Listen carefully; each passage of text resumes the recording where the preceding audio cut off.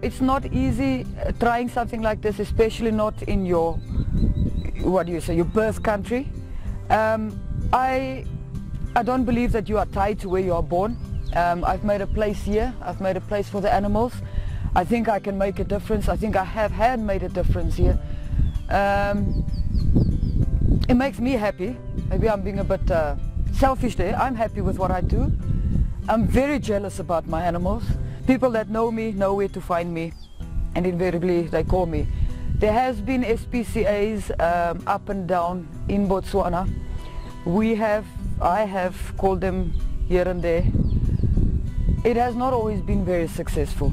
At the end of the day, people call me. I don't know why, but there was a donkey hit on the road the other day. Someone phoned me. Okay, I'll see what I can do. Have to make a plan. There's a saying, they say, I say it, I saw it in a kids movie once, it's nothing to it but to do it. If it has to be done, it has to be done, and no matter how difficult it is. I believe in life. I believe in an animal being able to say, do I want to live or don't I want to live? This mare yesterday when we dipped her, she tried to kick us, so I'm pretty convinced she wants to live. She was eating well. I think when an animal's time is up, he'll tell you. And then the good thing to do is to give him his sleep. So this girl that's closest to us. Yeah, there we go. Okay. I've named her Velvet. She's heavily pregnant. We can't groom and brush these animals. They are terrified of humans.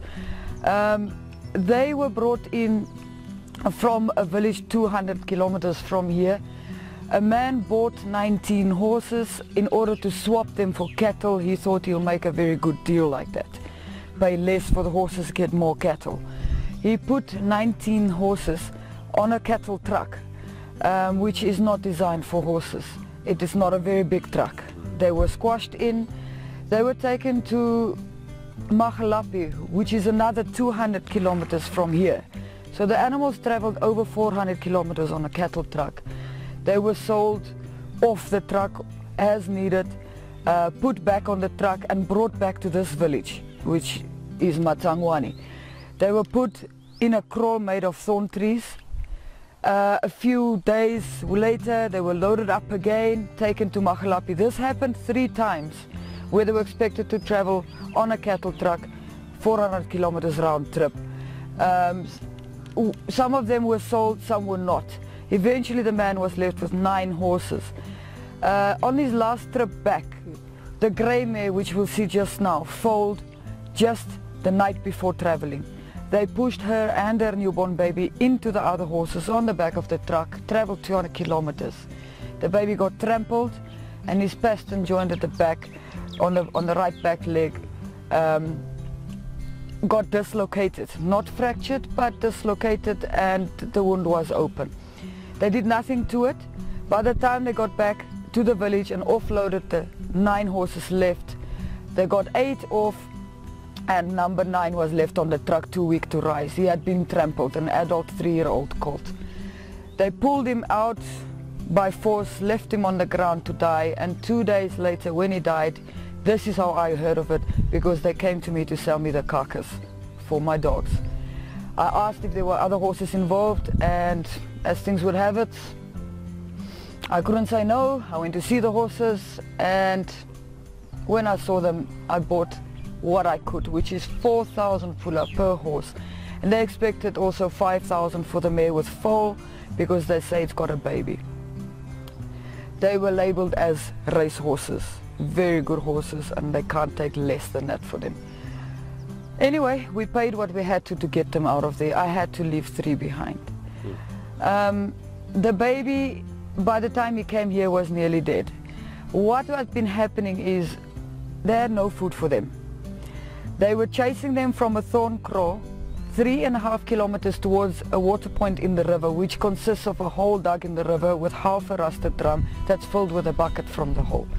The horses are expected to drink fast and then chased out. They do not get as much as they want. Then they chased 3.5 kilometers back to the kraal, left for 24 hours, and the next day the same all over. They had no food. They were all hog-tied, what you would call it. They were hobbled in front very tightly, so they had to hop the 3.5 kilometers, which is a 7-kilometer round trip. Heavy going through the bush and thick sand in the river. Heavily pregnant mares had to hop like that. The baby was expected to walk that distance. When I saw him, he kept collapsing because his leg could not hold his weight. It was badly infected. He was 3 days old at that time and already branded with a brand that made a very raw wound on his back. Look, I cannot even start to explain the horror of what you see here. I understand the lack of education. That is why you will hear me saying I have to buy them in order to take them. We have to stay on the right side of the law. This is my country as well as anybody else's, and I believe in education. But when you get an extreme situation like this, priority one is to get them away. The baby kept collapsing. They kept chasing him up by the simple method of taking a rawhide whip and whipping him until he gets up. He'll go a few steps, go down. And for them, this camp you see was constructed right around them.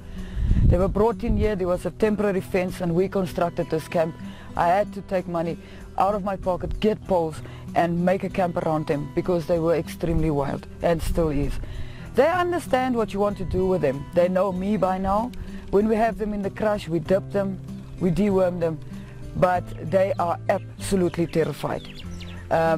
They will break through a solid fence to get away from humans. They've been branded more than once. Some of their ears have been cut. They've been beaten and abused. This mare is 4 years old. She is heavily pregnant and she has probably been ridden a lot already. Here they break horses in. Over here. This one is not this one is an old rescue. She came to me many years ago from Harare in Zimbabwe. She was trapped on a truck. She still got scars on her back legs, very abused, and she at least had basic good treatment after and before the incident. So she is tame. She's been with me, I must say, probably 7-8 years now. It's the animals that's made me do what I do most of the time, because at the end of the day, no matter how far down you are, you have to get up in the morning and feed the animals. And I can never thank them enough for that, because they have driven me through days which I did not think I'll get through. Looking back now, I'll think I was a wuss. Oh, that was nothing. You should have seen what I dealt with maybe like 2 years later. But at the time, when the world ends, it's the end of the world for you. The animals helped me through so many things. They're always there. They're always there to cuddle. When you want to sleep, they'll sleep. Whatever you feed them, they're happy with it. They're always happy to see you, whether you've been gone 5 days or 5 minutes.